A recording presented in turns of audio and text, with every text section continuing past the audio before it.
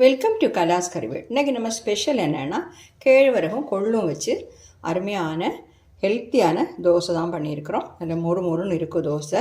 இது மாதிரி வெயிட் லாஸுக்கு ரொம்ப நல்லது, டயபெட்டிக் பேஷண்ட்ஸுக்கு நல்லது, ஹெல்த்துக்கு ரொம்ப நல்லது. கரெக்டாக இந்த வீடியோ ஃபுல்லாக பார்த்து நீங்கள் ட்ரை பண்ணி பாருங்கள். இந்த ஹெல்த்தியான தோசை நான் அது கூட தேங்காய் சட்னி பண்ணியிருக்கிறேன். இது நல்ல ஒரு காம்பினேஷன் இந்த தோசைக்கு. அப்போ அதை எப்படி பண்ணுறதுங்கிறது பார்க்கலாம் வாங்க.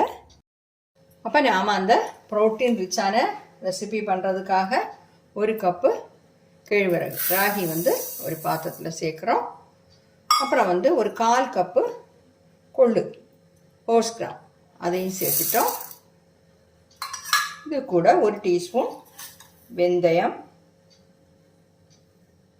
அதையும் சேர்த்தாச்சு. அப்புறம் நாம் இது கூட ஒரு 2 டேபிள் ஸ்பூன் சோகாஞ்சுலுவா இந்த மாதிரி செவ்வரிசி அதையும் சேர்க்குறோம்.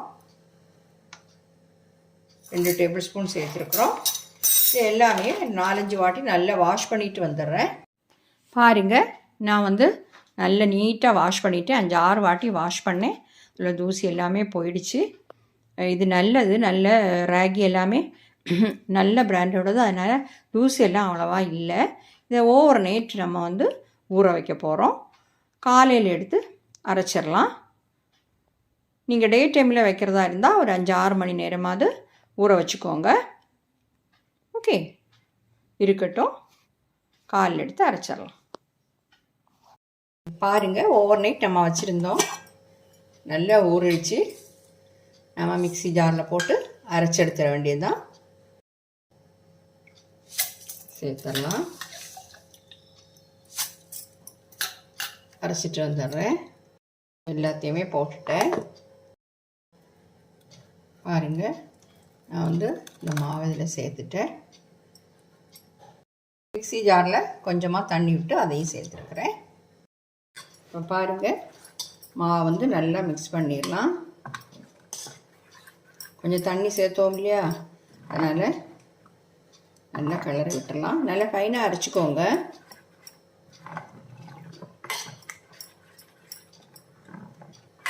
இப்போ நம்ம நல்லா கிளறிட்டோம். இப்போ இதை நாம் ஒரு 8 மணி நேரம் இதை எப்படி மூடி வச்சிடலாம். இது புளிக்கணும். 8 மணி நேரத்துக்கு அப்புறம் தான் நாம் தோசை ஊற்ற முடியும். ஓகே, இந்த 8 மணி நேரம் ஆகும்போது உங்களுக்கு தேவையில்லை, அந்த டைமில் உங்களுக்கு தோசை தேவையில்லைன்னா நீங்கள் ஃப்ரிட்ஜில் வச்சுட்டு உங்களுக்கு தேவைப்படும் போது தோசை ஊற்றிக்கலாம். இப்போ பாருங்கள், நாம் இதை மூடி வச்சு 8 மணி நேரம் ஆயிடுச்சு. பொங்கி வந்திருக்கு, பார்த்தீங்களா? பாருங்கள், பார்த்தீங்களா? நல்லா பொங்கி வந்திருக்கு. இதில் கொஞ்சம் உப்பு சேர்த்துடலாம். நம்ம உப்பு சேர்க்கலை. உப்பு சேர்த்துட்டு கொஞ்சமாக சேர்த்துருக்குறேன். தேவைப்பட்டால் நம்ம அப்புறமா சேர்த்துக்கலாமே. நல்லா மிக்ஸ் பண்ணிடலாம். தோசை மாவு பார்த்துக்கு நல்லா மிக்ஸ் பண்ணிடணும். தண்ணி தேவைப்பட்டால் மட்டும் கொஞ்சோடு சேர்த்துக்கோங்க. ஆனால் நம்ம நைஸாக பரப்பி நல்ல மொறுன்னு தான் இந்த தோசை எடுக்க போகிறோம். அதனால் மாவு கொஞ்சம் லூஸாக இருந்தாலும் பிரச்சனை இல்லை. பாருங்கள், உங்களுக்கு இப்போ மாவு செட் ஆனோன்னா, இப்போ உங்களுக்கு தோசை இப்போ வேண்டாம், இப்போ பண்ண வேண்டாம்னா நீங்கள் இந்த மாவை ஃப்ரிட்ஜில் வச்சுட்டு உங்களுக்கு தேவைப்படும் போது தோசை ஊற்றிக்கலாம். பாருங்கள், நான் இப்போ கொஞ்சமாக தண்ணி சேர்க்குறேன்.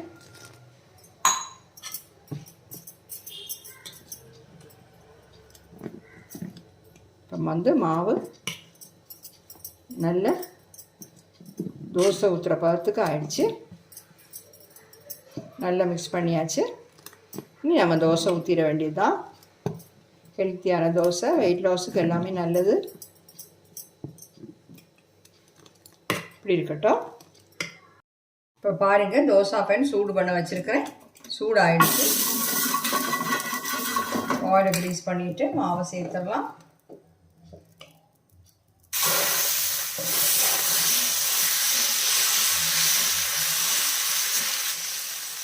எவ்வளோ நைஸாக பரப்ப முடியுமோ அவ்வளோ நைஸாக பரப்பிக்கோங்க.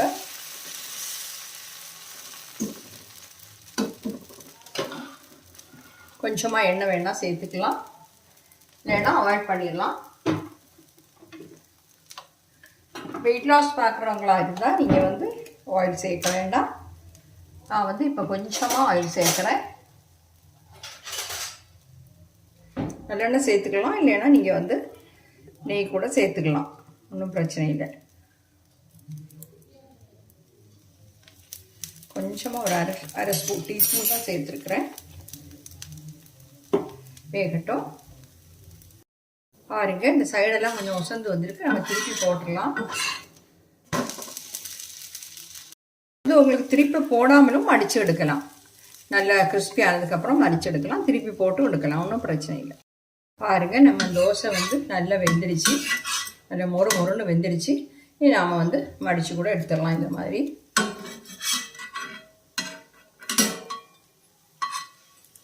பார்த்தீங்களா? அடுத்தது ஒன்று கூட நான் இந்த மாதிரி பண்ணுறேன்.